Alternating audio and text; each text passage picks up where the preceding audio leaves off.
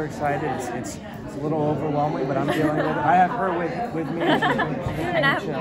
Oh, yeah. Do we want to just go? Okay. First, for the cameras, tell us your name and who you're playing. My name is Daniela Nieves, and I'm playing Lissa Dragomir. My name's Andre Kim, and I play Christian. All right, so we already talked about how it's your first con. How has it been, the buzz of Vampire Academy and the fans' excitement? How has it affected you? Oh my God! I mean, there's so much excitement about that thing. A little bit of nerves too, but mostly. Yeah. The fans have been so great, so loving, and they're from all over the world too. Like we have fans from the States, Canada, the UK, Brazil as well, and then there's been all sorts of people. Yeah, they're incredible. I mean, I think I'm also like a little shocked at how much people are like responding to it and excited for us. I was like, oh really? Like some of the interviews, I've read all the books, like all of that, which is incredible. It makes me, oh really? We've read them all. Yeah. We've been excited about this for years, waiting for you guys to do this. Oh my God, that makes me so excited. Especially because, like, not to like talk about the movie, but I'm from the executive producers of Vampire Diaries. I'm excited for like the book to be given justice. Yes. Of how dark and gritty and sexy the show can be. Yeah. Yes. I really am so think excited. that you guys will be happy because it's like 2 hours is so little time to explain like such a complex world where there's so many different types of vampires that it could almost feel like too much exposition, I feel. Whereas with the show where we have 10 episodes to like visually create this world. I mean, we were in Spain with these castles. None of that is green screens. Like that's really that's how real. it was. Oh, that's amazing. The church. The church is all real. It's a beautiful church. Yeah. Yeah. We had a couple scenes in there. We had a couple scenes in there, yeah. He spends a lot of time in the church. I do. Little church boy. Loves his pew, yeah. But yeah, I think everyone's really gonna love it. I mean, it's sexy, there's like fighting, and then there's this political turmoil that you never see like vampires fighting for the throne, but you'll see it in this show. Yeah. It'll be fun. So for Daniela, Yeah. Lissa has an instant connection with Christian. What do you think attracts her to him? Is it that they both have family baggage? Ooh. Yeah, what attracts you? Oh yeah, what attracts you? Well, I think that the strength of Lissa a lot of times is like she sees people, like she sees them at their core for who they are, and she ends up being your best friend, and she ends up being with Christian, and she really doesn't care what your background is, what people are going to say about you. And I think Christian, which is so like amazingly portrayed by Andre, is like he has this soul, that's this kind soul that you just see through it. At least Lissa does, see right through this facade that he puts on. And at the end of the day, I feel like Christian is really helpful actually, and he's always there, and he always lends a helping hand, and she realizes, wow, he has such a kind soul, and we both just encountered this family loss. You lost your parents, I just lost my parents. We both feel a little jaded from this society that cares about these superficial things, and we're trying to change that, and so it's just a perfect environment for us to come together, and ultimately that happens. Yeah, and if I could just add on to that, I just say that like so much of acting is about playing off someone else, and you know, I was almost a little bit nervous coming in before meeting everyone and being like, this character is so much about his relationship with Lissa, and there's so much about him that needs to find light within this character. And I just have to say, working with Daniela, all my worries were blown out the window. I just thought this was the perfect match. Everything she thought I had thought too, and I just had such a great time. Yeah, such a great time. I mean, we were literally laughing and laughing every day. Laughing too much. Like, laughing too much. A little bit, we got in trouble a little bit. Yeah. So going back to how popular the book series, what are some things that you're really excited to show fans of the book on screen? Ooh.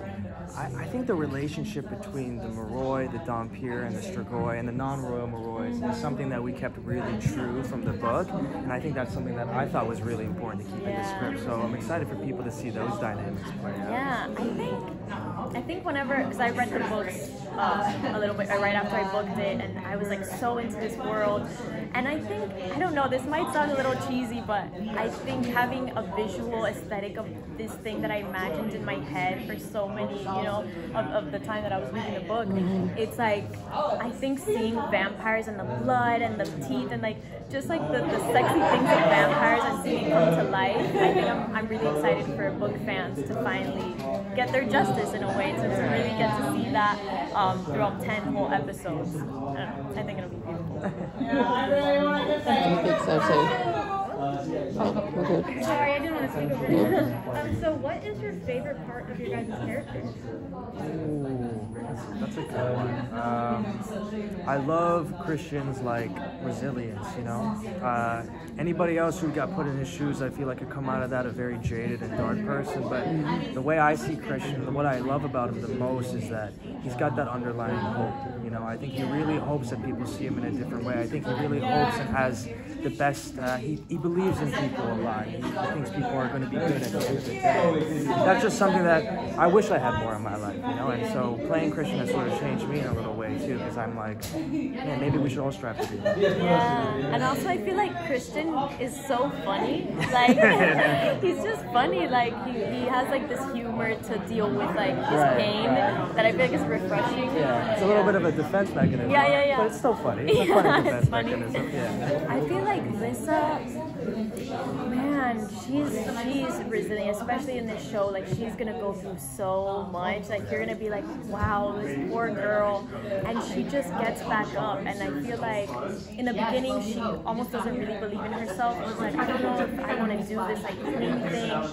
But then as it goes on, it's like she steps into her power and like she's just like a badass. And I wish I could be that much of a badass and, you know, be able to change my mind and be like, actually maybe I can do this big thing, like take over a throne. Like that's incredible. So I guess I'd say that. She's being humble. She's the biggest badass. No, shut up. No. So you were saying that you were laughing too much on set. Do you have any funny stories you want to share? Oh my god. Okay, you know which story you want to tell? What story? Oh, I thought you were going to say the kissing story. Oh, the kissing stories, baby. You say it better than I do, though. Oh my god. Yeah. Okay. Well, okay, so we're going to have our kissing scene. And it was actually so funny because that scene wasn't our audition scene. But we were going to finally do it. And then we had a conversation with intimacy coordinators about, you know, use your tongue and whatever. And, you know, he was like, oh yeah, like why would you use your tongue? Like, you can't even really tell the difference. It's like professional content. I was like, yeah, totally. But in my head, I was like, the only experience I had like making out on set was with tongue. So I was like, okay, like, all right, that's fine.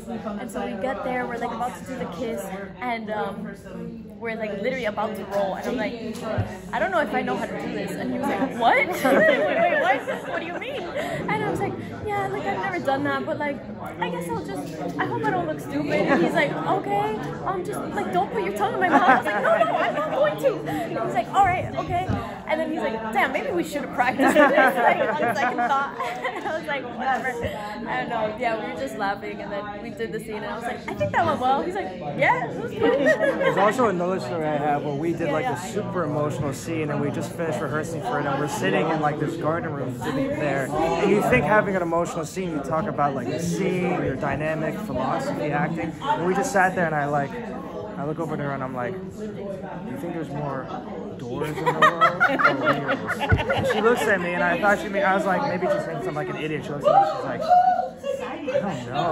Doors, wheels? And we just talked about that for like half an hour or something. I ended up saying wheels 100%. Wheels. In the world, there are more wheels than there are doors, and I will stick by that. But you kind of threw me out a little bit because I was on wheels first, and then you were kind of like, well, what's a door? Like fridges have doors, could be like a door to the mind, and I was like, oh my god, you are right. Incredible. This is the type of conversations that we have. And then we forget we have to work, and they're like, come back to set, and we're like, no, give us a second. Wheel or door? I have a question. Yeah. Nieves, Latina. Nieves, sí. De Venezuela. De Venezuela, boricua. Ah, una de mis mejores amigas boricuas. How does it feel being, like, you know, POC, Latina? Like, Yeah. role, like, Dude, incredible. I mean, of course, there's like barely any Latinas like leading shows nowadays. So I think it's incredible that Julie and Marguerite, I mean, in the books, they're completely different outside. So the fact that Julie and Marguerite I wouldn't say that they didn't take it into consideration because we very much respect the way the book was, and you know, the fans obviously wanted to be very true to the book, but I think they focused more on the essence of the character, and that at the core, everyone everyone felt like who these characters are in the books, and whatever they look like on the outside, I mean, who cares? And if anything, the representation of having people that look like real people, you know, and the people can see that and be like, oh, I look like this person and I look like that person. And it's also a world of diversity. I mean, it's a new world. It's like everything's just brand new. That it's like, why not? Why can't we all look like the way we look? You know? Yeah, totally.